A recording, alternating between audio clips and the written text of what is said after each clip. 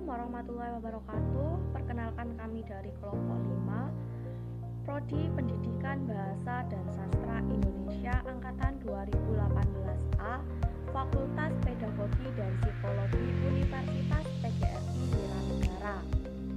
Di sini kelompok kami akan menjelaskan mengenai fenomena retorika dalam perdagangan masyarakat Jawa. Perkenalkan, nama saya Zulhana Hanifah Putri. Nama saya Siti Nur Salama. Nama saya Feni Desia Rianisa Putri. Perkenalkan, nama saya Ainur Rosidati. Perkenalkan, nama saya Husnia. Perkenalkan, nama saya Rendika Julian Pranata.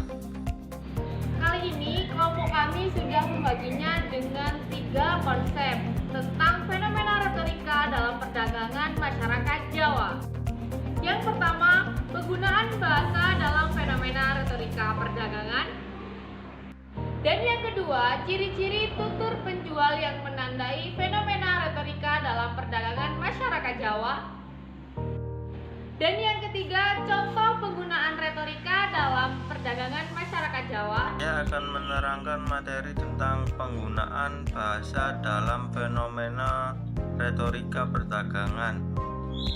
Yang pertama, bahasa verbal. Penggunaan bahasa verbal dalam komunikasi tawar-menawar di bahasa tradisional adalah dasarnya hanya menggunakan 2 bahasa, yaitu bahasa daerah dan bahasa Indonesia. Penggunaan kedua bahasa itu juga tergantung penjual dan pembeli itu sendiri. Kedua pihak juga tidak direncanakan dalam penggunaan 2 bahasa ini. Hal ini hanya berkaitan dengan keinginan dan bukan menjadi kewajiban. 2. Bahasa nonverbal. Kedekatan hubungan antar pihak-pihak yang melakukan komunikasi akan tercermin pada jenis-jenis pesan atau respon nonverbal seperti sentuhan, tatapan mata yang ekspresif, dan jarak fisik yang sangat dekat menurut Mulyana 2010. Pesan-pesan nonverbal yang terdapat di pasar tradisional yang menjadi pemicu dimulainya proses tawar-menawar. Ya, seperti hal yang dapat dilakukan, yaitu hal pertama yang dilihat adalah penampilan pembeli yang berkaitan dengan kondisi fisik calon pembeli.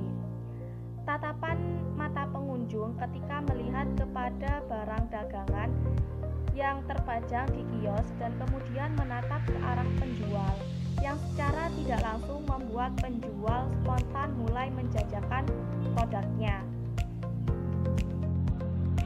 Ciri-ciri bentuk tutur penjual yang menandai fenomena retorika dalam perdagangan masyarakat Jawa ada 4.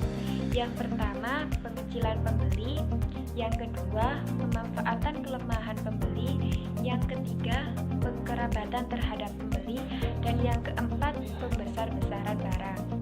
Contoh penggunaan retorika dalam perdagangan masyarakat Jawa. Palem-palem, pinten palemipun, sampun sak kersopan jenengan, biasane pinten, lah biasane pinten, sampun mirah-mirahan sejengah 500 pareng.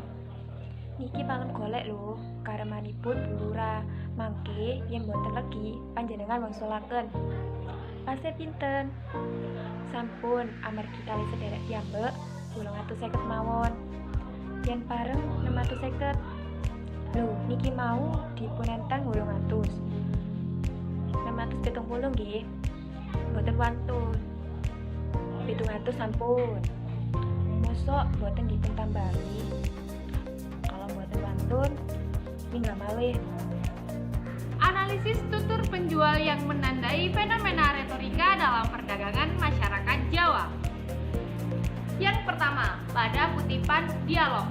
Ini mangga golek loh, mangga kesukaannya bulura. Nanti kalau tidak manis, Anda kembalikan saja. Yang dimaksud kutipan dialog tersebut untuk mengecilkan pembeli. Cara pengecilan ini dengan memakai perbandingan antar pembeli dengan menyebut pembeli yang lain yang dianggap memiliki kedudukan atau status yang lebih tinggi. Efek tutur yang dikehendaki oleh penjual ialah jika Bu sebagai orang yang terhormat saja suka makan mangga, apalagi kamu. Penyentilan ego pembeli ini diharapkan berdampak mengecilkan sekaligus membesarkan. Pembeli merasa bahwa dirinya tidak setingkat dengan Bu Lurah. Ia berharap terpengaruh juga dan menyamatkan tingkat derajatnya.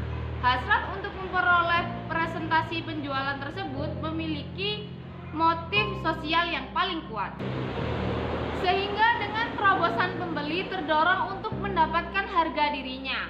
Pembeli bersedia membeli mangga dengan jumlah yang sangat banyak dan harga yang tinggi, supaya ia diakui bahwa dirinya setingkat bahkan lebih tinggi dari pembeli yang lain. Untuk pembeli emosional, yaitu pembeli yang tidak mendasarkan pembeliannya atas motif ekonomis atau rasa rasional, dengan jurus tutur retorika tersebut biasanya cepat bisa dikelabui. Pemanfaatan kelemahan pembeli. Tidak mungkin jika setelah dimakan ternyata mangga itu tidak manis, lalu pembeli akan dikembalikan. Nanti kalau tidak manis Anda kembalikan saja. Pada kalimat ini tidak mungkin setelah dimakan ternyata oleh pembeli dikembalikan. Hanyalah usaha persuasif untuk meyakinkan pembeli. Penjual sadar akan kelemahan pembeli. Saya akan menjelaskan tentang penerapan terhadap pembeli.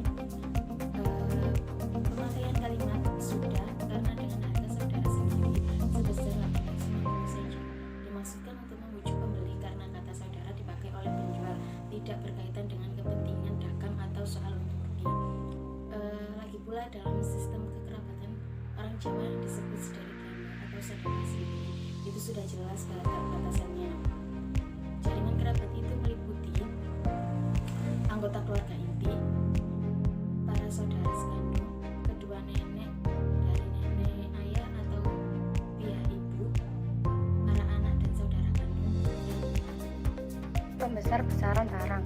Usaha mempengaruhi pembeli dengan jalan membesar-besarkan adalah cara yang lazim bagi orang Jawa. Pembeli pun sudah tahu persis bahwa ucapan penjual itu sebenarnya bohong belaka. Jadi harganya sebenarnya Rp800, hanya harga rekaan. Mungkin saja pada pembeli lain kebetulan sudah menawar mangga Rp900. Ia akan mengatakan, "Loh, ini tadi sudah ditawar Rp950. Malahan penjual Jawa yang pernah ikut, ia pernah mengatakan ini tadi sudah ditawar sekitaran, padahal barangnya belum ada orang yang menawarnya. Dari ujaran di atas menampakkan bahwa dalam perdagangan Jawa, teknik persuasi masih sangat dominan. Kalau kita perhatikan, prinsip yang dilakukan asal barang laku sangat menguasai pola manajemen perdagangan Jawa. Mereka tidak segan-segan untuk merugikan konsumennya asal barangnya laku atau mendapat untung. Itulah sedikit materi tentang fenomena retorika dalam perdagangan masyarakat Jawa. Cukup sekian dari kelompok kami. Wassalamualaikum warahmatullahi wabarakatuh. Jangan lupa mampir ke channel YouTube Zohana Hanif Saputri, Feni Desi Aryadi Saputri, Husnia, Redika Julian Pranata, Siti Nur Salama, dan Ainur Rosidatin. Pada channel YouTube tersebut, Anda akan mendapatkan informasi tentang Universitas PGRI Wiranegara. Untuk link YouTube-nya aku taruh di deskripsi ya. Jangan lupa like, comment, and subscribe. Sampai jumpa.